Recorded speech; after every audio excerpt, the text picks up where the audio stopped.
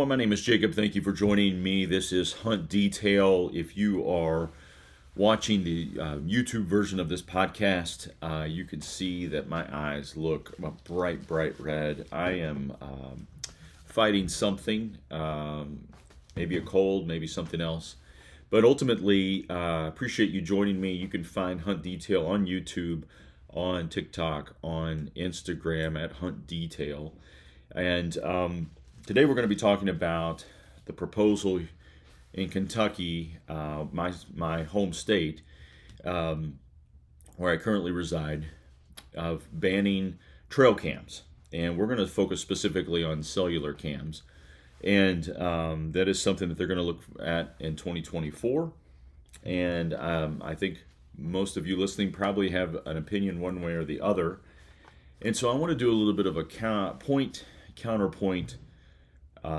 scenario with this topic, because it is very divisive or heated or controversial or something of that nature, because there's a lot of us that use cell cams or trail cams in general, and we like them as a tool for scouting and hunting, and we like the pics, and it gets us excited about hunting. And so I'm going to go through a list of points and then counterpoints, and then I might share my opinion at the end here. But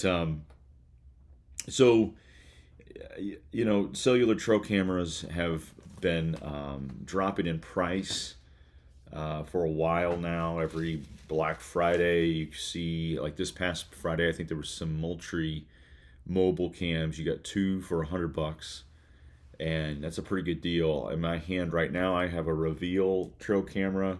I have 7 of these. These are cellular cams, and I love them. I use them. It's fun to get pictures either in the evening or when I wake up in the morning on my phone. But let's talk about it from just a broad perspective. And I'm going to jump into my list here of points and counterpoints. First of all, I hunt a lot of public land in other states, and in a lot of different states, quite honestly, and a lot of miles. I pride myself on being mobile. I pride myself on covering ground, and not only in hunting season, but also in the off season, trying to break down new areas, that sort of thing. For me, it's important to have several plans as I go into the hunt season in terms of where I want to hunt based on my work and life, family balance, and time. Whether it's close to home or if it's a little bit further, or the weather has dictated something, or whether I filled a couple tags and it's time to go to somewhere else to fill another tag. So as much as I've done that, I've never seen other trail cameras. I can't think of any time where I've seen another trail camera. And I don't think that is a function of me just having my head looking at the ground. Like, I am literally going through saddles and pinch points and funnels and on tops of ridges, bottoms ridge, side ridges, and I just don't see them. And even like the cheap $20, $25 Tasco cameras, I don't see trail cameras everywhere. And I don't know about you all. I mean, I know hunters that do hunt different public land areas that do see them quite a bit, but I just don't see them. And I don't actually get other hunters on my trail cameras. And I'm not saying that as a function of I must be, too far away for other people to hunt or anything like that, because I know I'm not. But I don't see them, period. Forget about cell cams. I don't see them. But, another point is that when you buy your tag, you're contributing dollars that go back into management of that property. So management of that public land. And if you think of a big piece of public land in your state, those tag dollars go back to ostensibly managing wildlife. And other people don't put those dollars in. So, I mean, let's say it's a big piece of public land in Illinois or Iowa or Kansas, and I'm a bird watcher or I'm a hiker. I don't really put any money in that to manage that land. At least my understanding of how how this all works. But the other thing is that regardless, I have 7 cell cameras. I've It's really never resulted in a dead deer. I can't tell you how many pictures of big bucks that I just never get on. It's a function of how whitetail move. Unless I had a big farm and I lived on that farm, I don't, and it was rifle season. I just don't think that it results in a dead deer. I mean, I know that there are stories out there of people, maybe they have them over a particular area and they're all over the place and they can see where that buck is moving and when, and they really, have got it dialed in. But for me personally, it's not been any different than me going into the woods, pulling a card and saying, "Oh, there was a buck here. It could have been 5 days ago." The cell cam pick is almost the same thing. It's not like I can, even with some of the properties that I hunt private and public, some permission properties.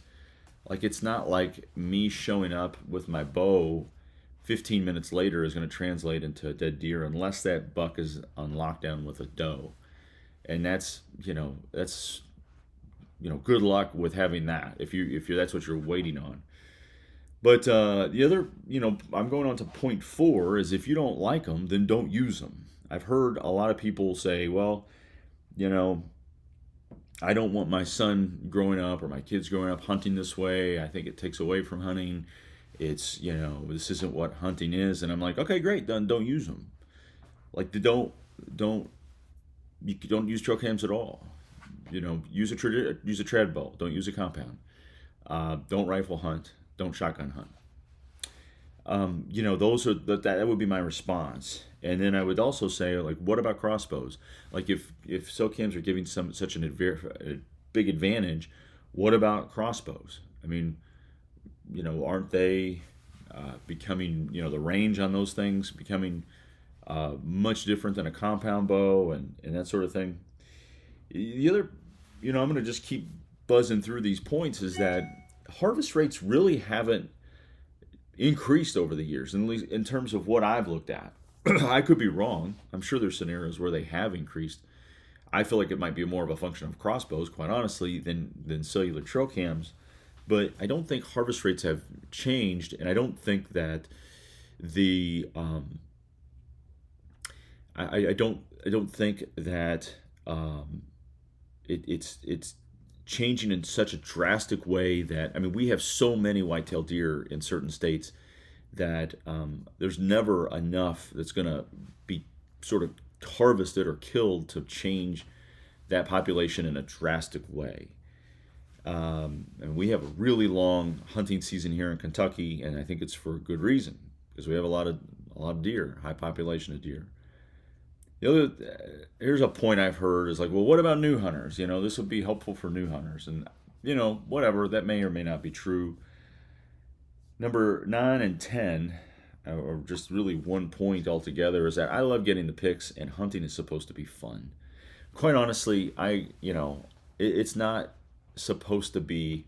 I mean, some folks want to make it into the movie Platoon or something, where it's you're in Vietnam, and I may be guilty of that myself in terms of packing food and staying, packing go far back and packing deer out miles or whatever, and I've certainly done that, and I enjoy that.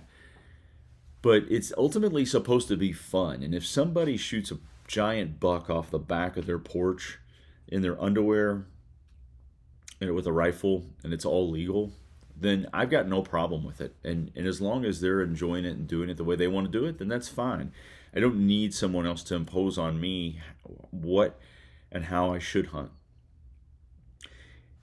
And then, the other thing is that, there are cameras everywhere. So if you're in a Costco or Walmart parking lot, you've got a camera on you. If you're at a stoplight, you got a camera on you. When you're checking out at a self-check, there's 2 cameras on you at a grocery store. And then lastly, there's just not enough people to police a ban on trail cameras. There's not enough wardens, so if you ban it, there's going to still be people using it and that sort of thing. And I've heard that argument. So those are my points. These are points opposed to the ban of cell cameras. Like, and it really, to be honest with you, like, another thing is like, why is it being brought up? It hasn't been a problem. Why is this a problem? So here's the counterpoints. And so public land is for everyone, and that does include those that are bird watchers, that are hikers. And I think a lot of us, myself included, go out to the woods to get away from technology.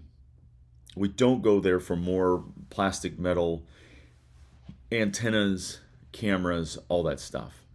We go there to get away from that stuff. And if someone does get a picture of me, whether I'm a hunter or a bird watcher or a hiker, it is an invasion a little bit of my privacy. And in terms of it's a close-up pic. It's not something that's in a Costco parking lot. It's a close-up pic.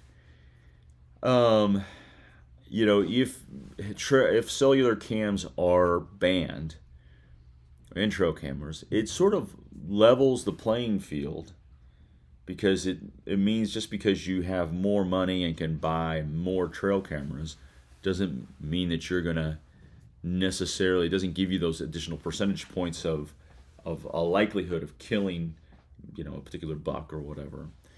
And it encourages woodsmanship even more. You think about how folks hunted 100 years ago. It encourages a throwback to that time and place.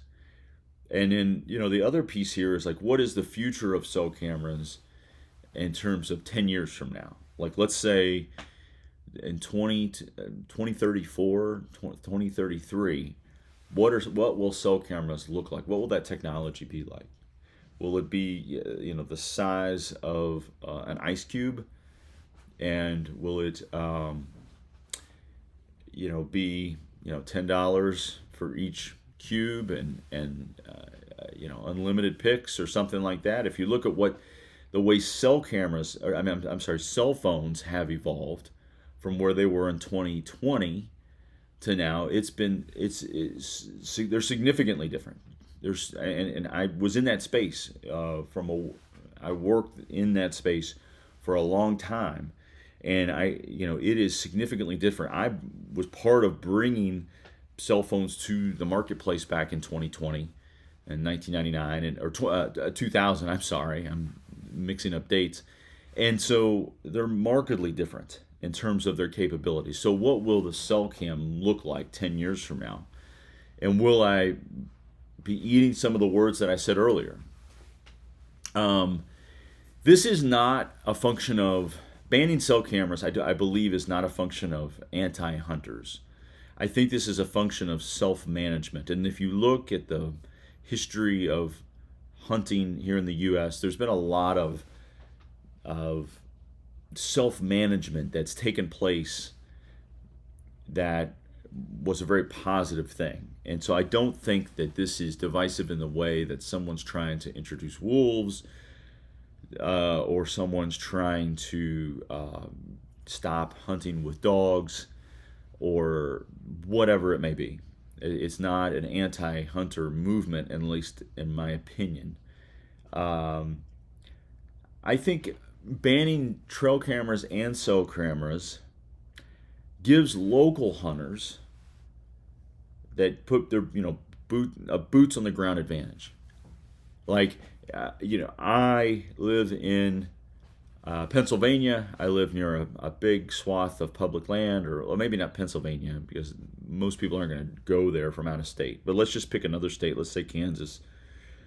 Well, not Kansas, but let's pick Iowa. If I got drawn for Iowa, I'm not able to use trail cameras. It puts those local hunters at an advantage because they're there in the moment. They see what's happening as they drive the roads. They see the chasing.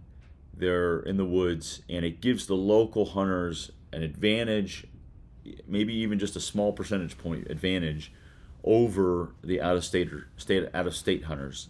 And I trust me, I hunt a lot of out of state places. It would be difficult for me. It would make it harder for me because I'm like, oh, I can't see in real time, or even with trail cameras in general, I can't see what's going on. So, or what's available, what big bucks are there, what's the inventory look like.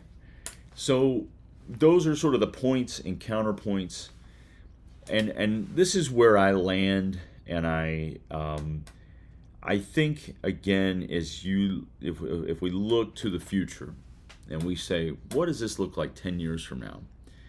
Why do I go to the outdoors? Why do I go to the woods? It is to get away from technology, get away from other people, to get some time in my own head, or in time to dissolve into the landscape.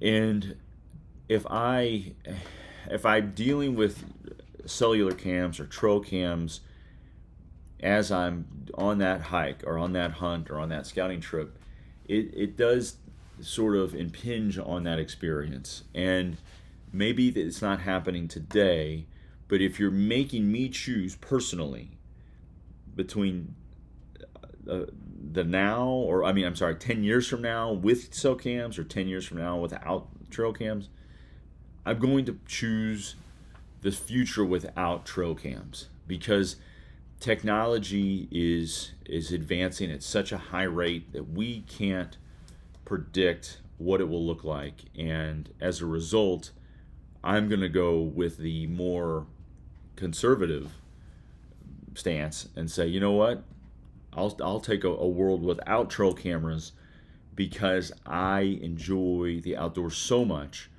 and I don't want technology impinging on it. And I know it kills me to say that, because I don't get the pictures. I love cell cam pictures. I love trail cam pictures. I think it's a great scouting school. There are bucks that I would never see with my eye that are out there that I may never kill, but they get me. Those pictures get me out there. And it's almost like pictures of Bigfoot. It's like, oh, wow, Bigfoot lives here.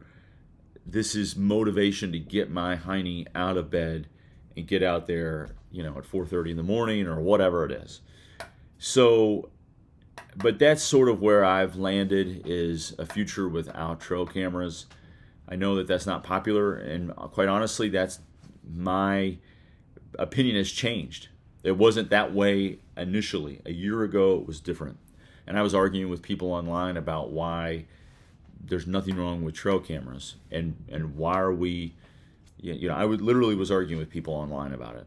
I was on the complete other side. But when it comes to my own backyard and my own state and having to make a choice, that's sort of where I've landed.